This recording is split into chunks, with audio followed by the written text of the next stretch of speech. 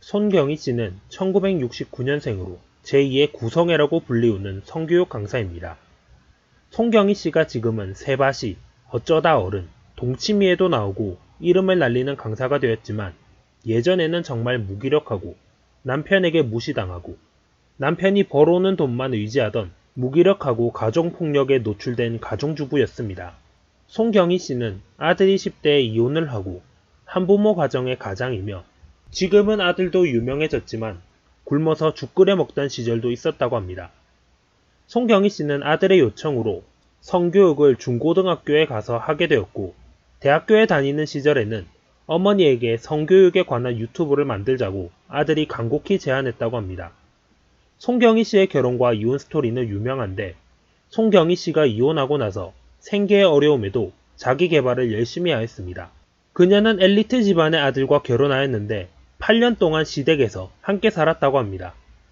남편은 연애 때는 가야금 연주하는 한정식 집에 데리고 갈 정도로 그렇게 잘해주었다고 하는데 결혼하고 나서부터는 사업을 하기 위해서는 돈이 많이 필요하니까 생활비는 적게 주고 골프 치고 접대하고 외부적으로 지출되는 돈이 많았다고 합니다. 손경희 씨는 시댁에서의 삶과 남편의 돈 쓰는 부분, 즉 경제관념이 자신과 맞지 않아 많이 힘들었다고 하는데요.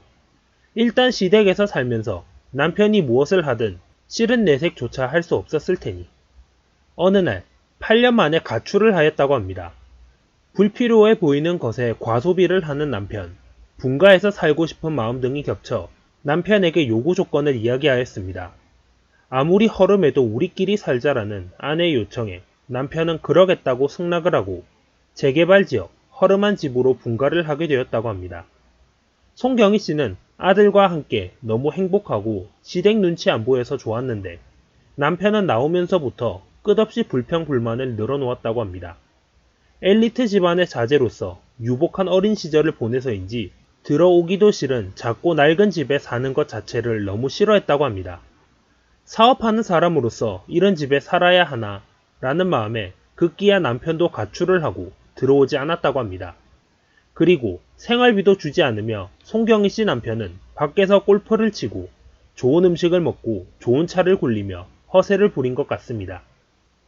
손경희 씨는 이때 아들과 죽을 끓여 먹으며 겨우 하루하루를 버텨나가다가 다른 층에 사는 이웃이 그녀에게 불쌍하다고 같이 밥상 차리는데 숟가락만 얹어서 밥 먹자고 1, 2년을 거의 먹여 살리다시피 하였다고 합니다. 정말 대단한 이웃이네요. 손경희 씨는 남편이 돌아와서는 월세 100만원짜리 넓고 좋은 집으로 이사가자는 말에 믿고 따라 나섰지만 실상 사업을 하는 남편의 재정 상태는 최악이었습니다. 남들 눈에 호화스럽게 있어 보이게 유지하는 대가는 여기저기 돈을 되는 대로 빌리고 꾸고 사채까지 써서 돌려막기 하는 수준이었고 그래서 집에는 생활비를 갖고 올 수 없었던 것 같습니다. 이미 남편의 상태는 전혀 경제적으로 무언가 해줄 수 없던 상태였던 것 같고 손경희 씨가 이때 경제활동을 무조건 해야 하는 시기였을 것 같습니다. 한마디로 철없고 온실 속 화초처럼 커온 남편에게는 돈 쓰는 능력은 많았지만 제대로 뒷수습하고 뭔가 책임감 있게 가정을 건일하게 꾸려나가야 한다는 생각과 능력은 많이 부족한 사람이었던 것 같습니다. 사실 독립선언을 남편이 안 한 것도 부모님께 의지하는 마음이 컸던 것이 주요한 이유였을 것이고 큰 집에서 공부만 잘하면 늘 칭찬받고 어려운 시절을 안 겪어온 게 자신의 가정을 꾸리고 부모를 떠나 독립하는 것이 어려웠을 거라는 생각이 큽니다.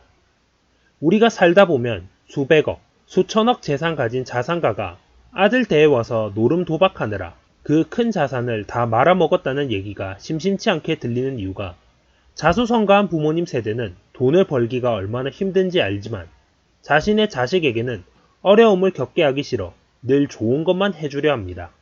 그러다 보면 자식은 아무리 사고쳐도 이리저리 메꿔주는 부모가 있기 때문에 되는 대로 마음대로 살다가 큰 재산을 물려받는 순간 잘 관리하는 자식들도 있지만 카지노 가거나 사기를 당하거나 지출을 고려 안 하고 흥청망청 사업을 하면서 다 말아먹는 케이스가 많은데요. 손경희 씨 남편도 이런 경우에 해당하는 것 같습니다. 남편보다 경제관념이 있어 보이는 손경희 씨가 차라리 사업을 했다면 정말 알뜰살뜰하게 야물딱지게 관리해 나갔을 것 같은데요. 사실 송경희 씨는 성교육 강사, 연구소장을 하며 나름 교육과 강연 사업을 진행하고 있습니다. 남편과 다툼이 늘어가고 폭력도 당하는 사태가 생기자 결국 송경희 씨는 이혼을 결심하게 됩니다. 송경희 씨 남편은 배우자를 일방적으로 유기하고 생활비조차 전혀 갖다 주지 않았으며 본인만 사치스럽게 계속 써댔기 때문에 이혼 사유에 해당하고 평소 무시하며 폭언을 하며 송경희 씨의 존재 자체를 짓밟고 상처 주는 경우가 많았다고 합니다. 실제 폭행은 한두 번에 불과하지만 평소 무식하다, 네가 뭘 해? 이런 말들을 자주 하며 결혼 15년 동안 자존감이 굉장히 낮아졌다고 합니다. 남편이 송경희 씨를 무시하지 않고 응원했다면 두 분은 아직 행복하게 살고 있을까요? 엘리트 집안에서 자란 남편은 자기보다 배움이나 집안이 못한 사람을 무시하는 경향이 강했던 것 같습니다. 부모님의 영향으로 남편 또한 그렇게 자라온 것일 테고 평소의 무시, 모욕, 유기 방임으로 인해 송경희 씨도 무기력한 상태에서 사회에 나가 일자리를 구하지 못했던 것 같기도 합니다. 송경희 씨도 닥치는 대로 일했다면 남편이 더 잘했을까? 남편이 일부러 송경희 씨가 알아서 돈 벌며 살도록 생활비를 주지 않았을까? 하는 생각도 듭니다. 어찌되었든 이혼 소송은 진행이 되었고 1년여간 쌍방폭행에 대한 별도의 사건까지 겸하며 법원에 왔다 갔다 해야 했고 이혼을 하고 나서 1년이 지난 후 송경희 씨 남편은 사고로 세상을 떠나게 됩니다. 불행인지 다행인지 송경희 씨의 남편이 지인들과 사채업자들에게 갖다 쓴 돈이 문제가 되어 장례식장에서도 못 받은 돈을 받기 위해 빚쟁이들이 찾아와 한바탕 난리를 떨었다고 합니다.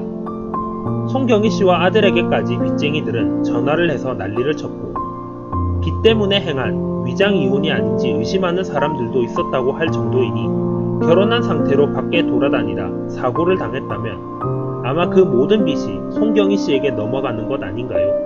안 그래도 고민형 눈깔 붙이고 닥치는 대로 일을 하며 살던 송경희 씨에게 막대한 사채이자는 정말 아들과 감당하기 힘들었을 부채네요. 한편으로는 그렇게 빨리 죽을 것을 굳이 1년 동안 미워하며 힘들게 이혼했어야 하나 하는 마음도 있었지만 남편의 무책임한 경제활동으로 인한 큰 빚을 송경희 씨가 갚기에는 정말 무리가 있기 때문에 이혼하게 된 것이 오히려 전화위복이 아닌가 싶습니다. 그 후 작은 집에서 월세방을 살며 아들과 생존하기 위해 안 해본 일이 없다고 하는데요. 처음에는 경력단절로 15년 동안 주부일만 해왔기에 고민형 눈동자 붙이는 부업부터 시작했다고 합니다.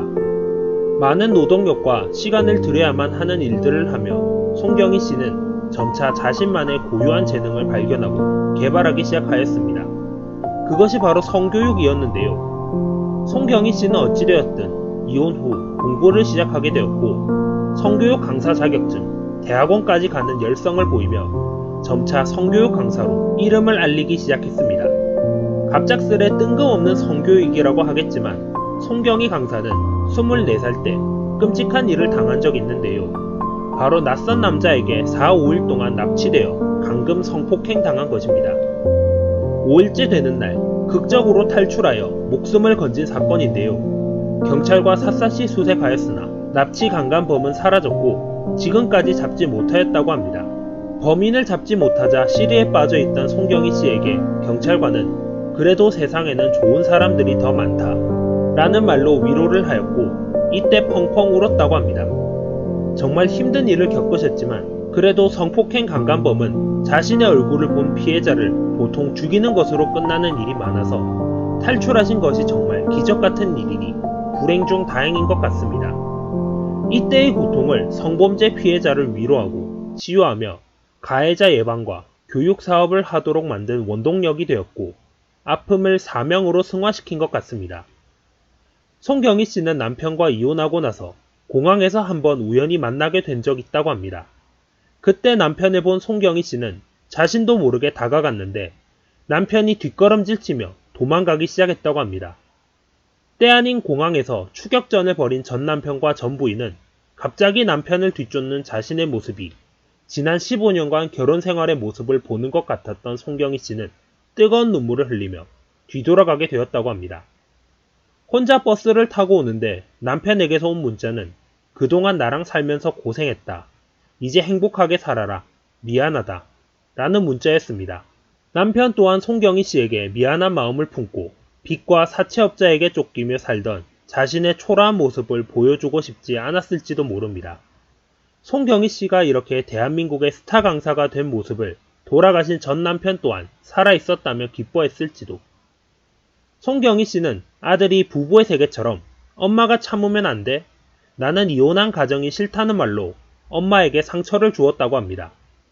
그저 가정의 존속을 바라고 이혼한 가정의 타이틀이 싫었던 아들이 이기적이라고 할 수 없지만 아들은 곧 엄마에게 사과를 했다고 합니다. 꿋꿋이 무기력하게 남편만을 보며 폭력도 감내하고 살았다면 아마 사채빚까지 꾸역꾸역 갚으시며 살아야 했을 겁니다. 지금의 모습이 송경희 소장에게는 꿈같은 모습 아닐까요?